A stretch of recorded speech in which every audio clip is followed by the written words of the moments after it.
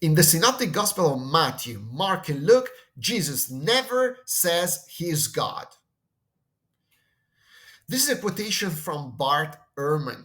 You probably know his name. He's one of the most famous living New Testament scholars, atheist, previous former Christian, and now the champion of skepticism against the historicity of the Gospels.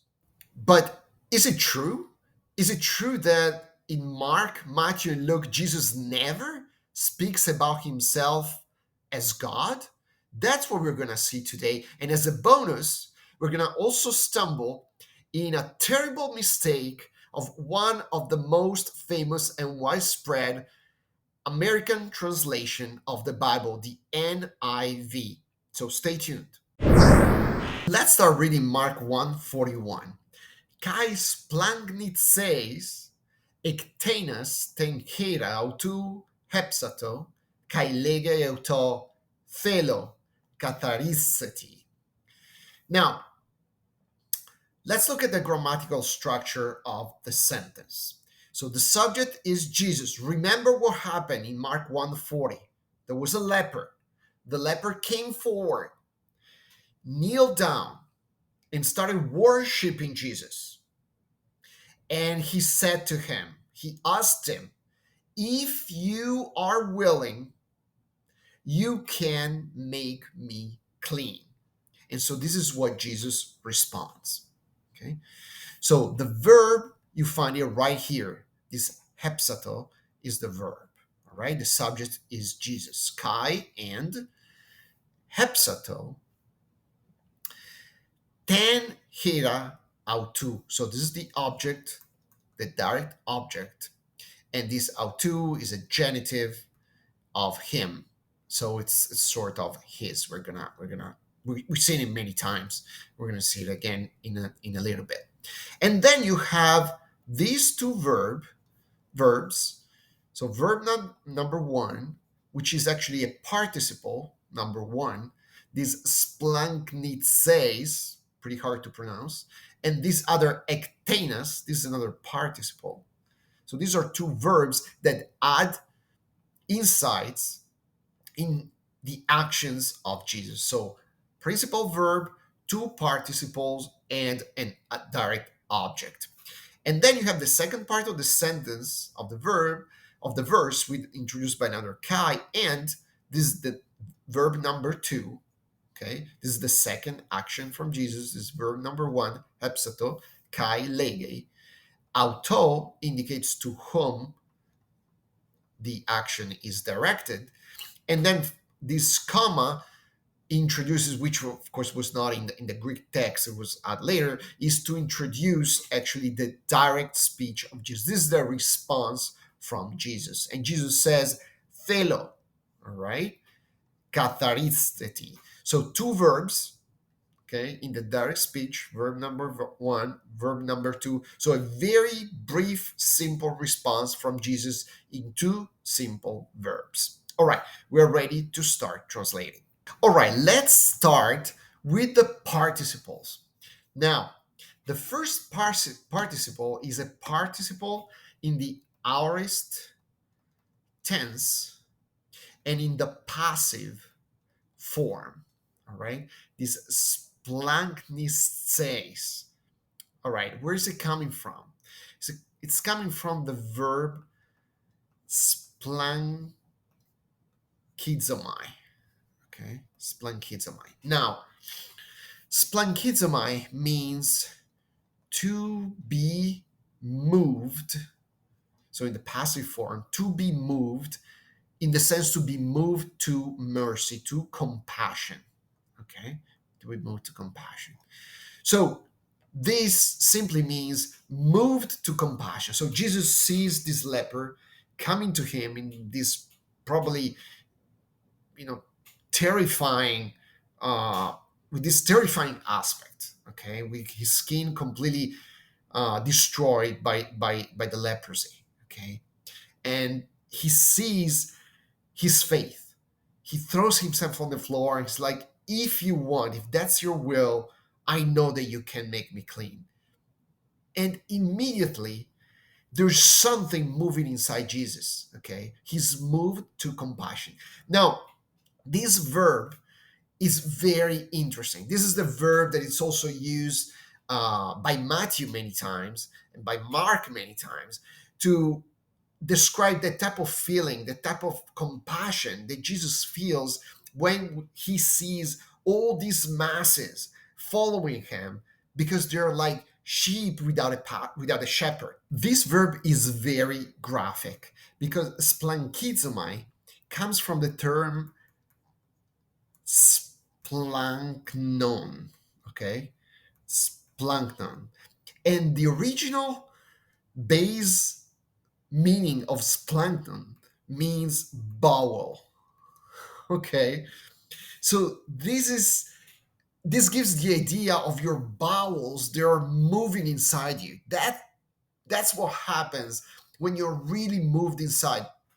In in Hebrew, there is a term that's exactly the same idea, and it's the term raham. Okay, raham. Um, Now, raham in Hebrew has the base meaning of bowels, but then whenever it's used, it turns into the idea of mercy and compassion. Okay, because in the ancient Jewish view, the bowels, the intestines, were the seat of the passions, of the emotions. Okay, that's where the emotion were coming from. Okay, so whenever you had an intense emotions, that emotion was thought to be coming from your intestines, from your bowels. And we know that. We know that when we have a strong emotion, we feel something inside our stomach, right? That's the same thing. So this is the verb. Something moves in his stomach, in Jesus' stomach. This is how strong the merciful feeling, the compassion feeling in Jesus is. All right. So we could translate as move to compassion, but there's something more in there. Okay, it's really a movement inside his body, and then he does something that he's not supposed to do. All right, so he's moved inside, and what he does is two things: hepsato and ectanas. So ectanas means comes from the verb ektano, all right? Ektano, which means to stretch out, okay? To stretch out. What hand, usually, right? It's understood. When you're stretching out your hand, reaching out, okay? Where you see this ek preposition that we know means out of. So it's a verb, tano, together with the preposition ek, stretching out. So it's another participle in the aorist tense, and it means so stretching out his hand. Okay, so Jesus is moved to compassion, seeing the leper coming to him, and so he stretches out his hand and he does something. Hepsato.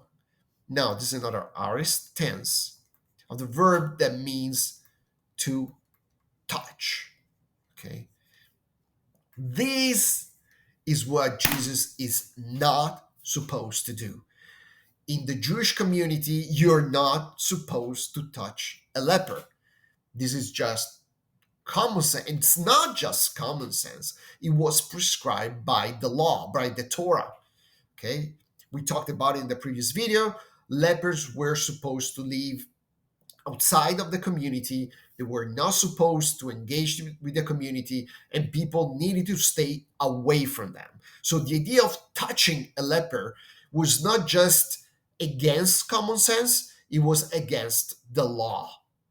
So here Jesus is breaking the Torah, is breaking the law. All right? Is breaking the law. As Jesus breaks the law of the Sabbath many times. And you know the story. He will explain that the Son of Man is the Lord of the Sabbath. He is the one, Jesus is the one who made these laws. He can break them if he wants. All right. So this is the first hint that Jesus here is really acting as the Lord of the law, as the one who set the law and has the power to just change it. All right. And so he stretches out his hand and touch, but it's not just touching, it's grasping, okay? Grasping with strength. And he grasped ten kera out too. Now you have the object, ten kera, the hand, out to of him, okay, of him. And he grabbed, held on his hand. Good. This must have been shocking for his disciples. Okay? Think about the disciples seeing a leper approaching Jesus. This is just already a big no-no. Lepers are not supposed to approach healthy people. And then Jesus, instead of sending him away, he actually stretches out his hand and he touches what is supposed to be defiling. Okay, why were you not supposed to touch a leper? For the same reason that you were not supposed to touch dead bodies, because dead bodies, for example, were thought to be defiling, meaning if you touch the dead body, you will become ceremonially unclean. Before being readmitted to the sacrifices in the temple, for example, you needed to go and purify yourself. You were ceremonially unclean. You had to make yourself clean again. Okay? So, touching a leper is not only against common sense, is against the Jewish law, because you will become immediately impure yourself, unclean yourself. You will make yourself unclean, ceremonially unclean. All right. So all these actions of Jesus do not make sense for a Jew of the first century. He's breaking all the laws. So he's stretching out his hand, grabbing the hand of the leper, Kai, and lege. He says, now we've seen this lege a lot of time. Look how Mark moves from the aorist, from the past tense, to the present, lege. Okay? Mark does this all the time. We already commented on this, is to make the action more vivid, more present. So he grabbed his hand and he tells him, okay? It's right in front of us. Tells auto, this is the dative case, to him. He says to him. And what he says, thelo katharisteti, is what we're gonna analyze right now, and what is shocking, and what supposedly people like Bart Ehrman cannot possibly explain. And Jesus said, thelo. Remember what the leper had said in Mark 1:40? Ean theles, if you want. And Jesus says, thelo, I want. I want. So he's responding to the first request of the leper. The leper, we commented last video, he's not just going there and ask Jesus for a miracle. He says, grant me a miracle only if you want. And so Jesus acknowledges this elegance in the question. And he says, yes, I want it. So this is a first person singular. This is so important, okay, in the present. Yes, I want it. And then he just says, katharisteti, which mimics the second part of the request of the leper. You can make me clean. Dunazame, dunazaime katarisai. Okay? And Jesus says, katharisati, which is the same verb, katarizo, which means to make clean. In this aorist passive imperative form, this is an imperative, okay? Imperative form, we could translate as be clean, be clean, okay? If you want, you can make me clean. And Jesus says, I want, be clean. Now, before explaining to you why Bart Ehrman and skeptics like him cannot possibly explain this verse, I want you to grab the NIV translation of the Bible. If you're a Protestant, probably there's a big chance you have that Bible in your house. It's one of the most widespread translation in the United States, the NIV, the New International Version. And if you open your Bible to Mark 141, this is what you're going to read. Jesus was indignant. He reached out his hand, touched the man. I am willing, he said, be clean. What? Indignant? Jesus was supposedly indignant? Okay, let's stop here. Why in the world would the NIV version, translation of the Bible, translate something that goes along the lines of Jesus was moved to compassion and turn it into Jesus was indignant? Okay, so before entering the reason why, couple of points. One, no other translation of the Bible has this type of translation. They all agree that what Jesus is doing here is being moved to mercy, being moved to compassion, feeling mercy, feeling compassion. Okay. Second, from the context, it's absolutely obvious that indignant doesn't make any sense at all. Why would Jesus be indignant? Why would Jesus be indignant? Now, there's a leper in a desperate situation that comes and asks for mercy. Why would Jesus be indignant at him? Jesus came and he proclaimed that he came exactly for the last of the society.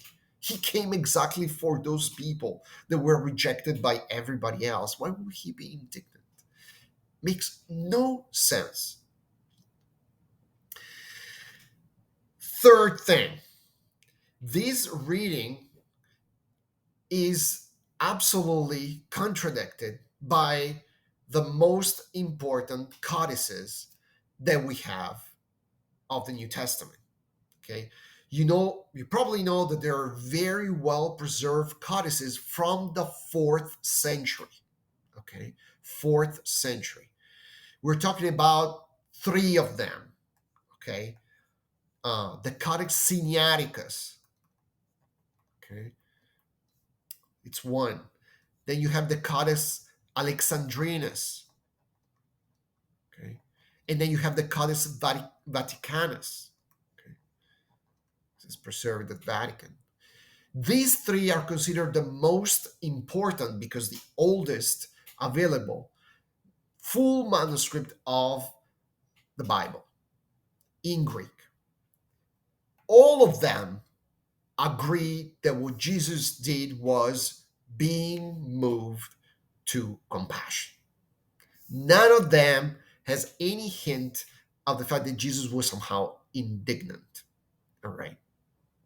There's one codex, which is a later codex, though, which is the Codex Beze, okay, which has a different reading than what we've seen, Splanknices. It has something that sounds similar, which is Orgises, okay, Orgises. Now, orgi says is the same grammatical structure, participle, aorist, passive, that comes from the term orge, okay? And orge in Greek means fury, fury, okay? It's what is used to describe the wrath of God.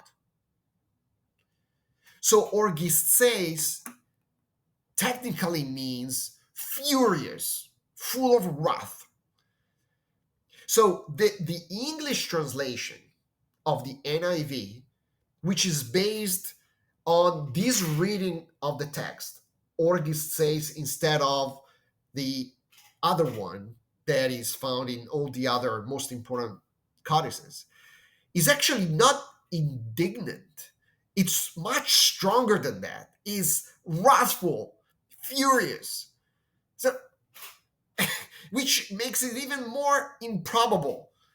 Why would Jesus be wrathful against this poor leper? Okay, it's exactly the opposite of what would you expect from Jesus if you know Jesus. Okay. Now, I don't want to enter the reasons why all the scholars, all the great minds that got together to come up with this translation eventually decided to go with, the Coda Base, which is a much later manuscript, against all the most important manuscript that all agree that what Jesus did was being moved to compassion.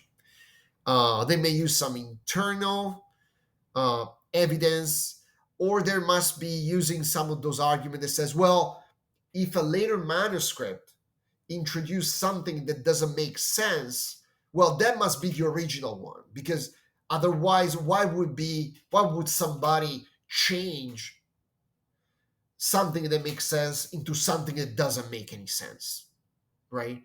It must have been the original version, but this, cannot stand, right? Uh, it's much plainer to simply say, look, all the best manuscripts have Jesus was moved to compassion. They all agree. It makes sense from the context.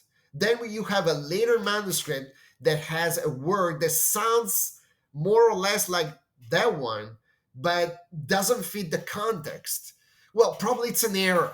Probably it's a mistake.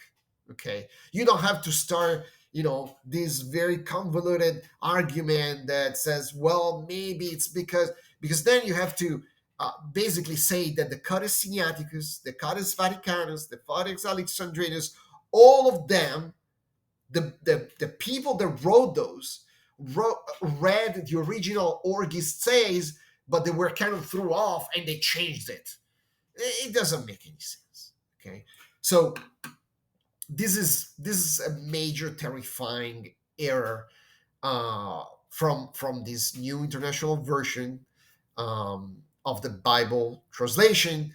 If you have in your home the NIV version and you happen to read Mark 141, you would be completely thrown off because you couldn't possibly understand why Jesus was indignant. Well, that's just because Jesus was not indignant. Jesus was not furious, was not wrathful against this poor leper that was asking for mercy. He was actually moved to compassion toward him, which is exactly what you would be expecting from Jesus. Now, back to Bart Ehrman. Why could he not explain Mark 141? Well, remember his claim. In Mark, Matthew, and Luke, Jesus never says he is God. Well, you would say, well, true, it doesn't seem like Jesus says he's God here. He just says, I want to be clean. Well, that's the point. I want. That's where Jesus claims to be God, because he says, I want. Look, there's nothing that can be done outside of the will of God. That was the context. Okay. Whatever happens, happens because of the will of God, because God wills it. The moments Jesus says, I want it, it's because the healing of the leper is contingent on his will.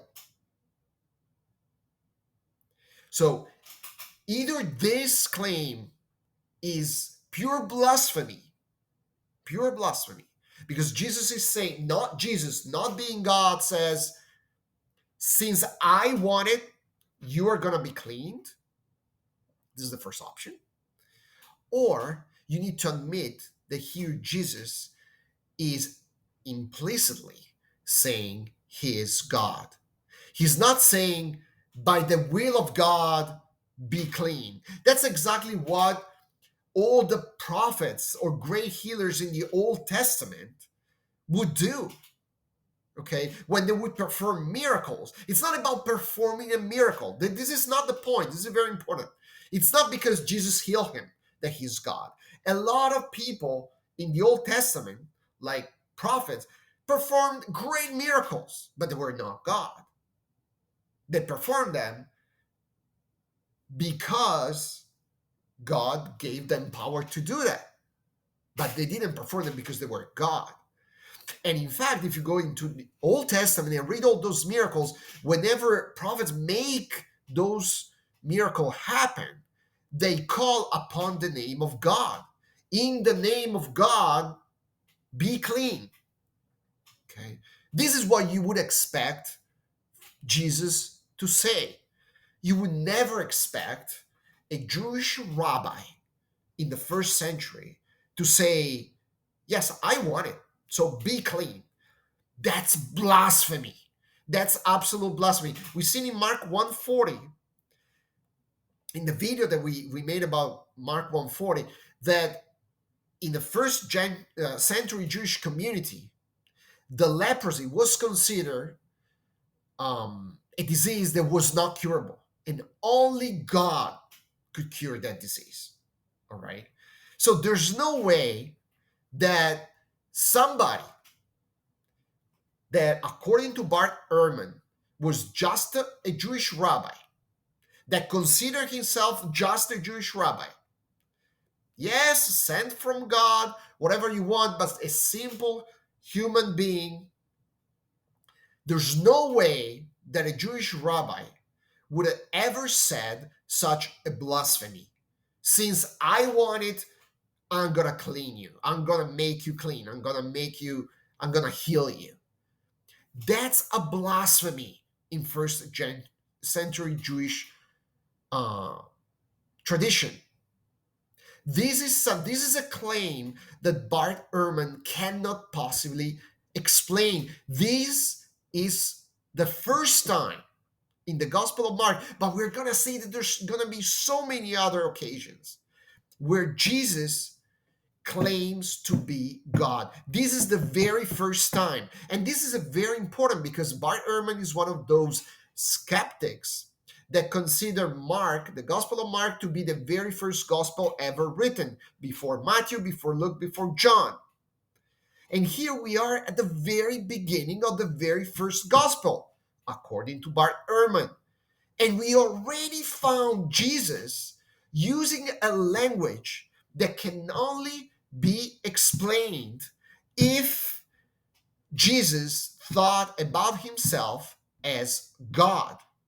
There's no other explanation. Either Jesus is blaspheming here, or Jesus is thinking that he's God. But if Jesus is just a human Messiah, as Bart Ehrman claims, and he acknowledges that Jesus considered himself a Messiah, he simply says Jesus never thought he was divine. Well, but then if Jesus is and believes to be a human Messiah who supposedly is the fulfillment of all the prophecies of the Old Testament, it's unthinkable that a Messiah would speak blasphemy. So there's only one other possibility here. Jesus is speaking as if he were God, simply because he is God.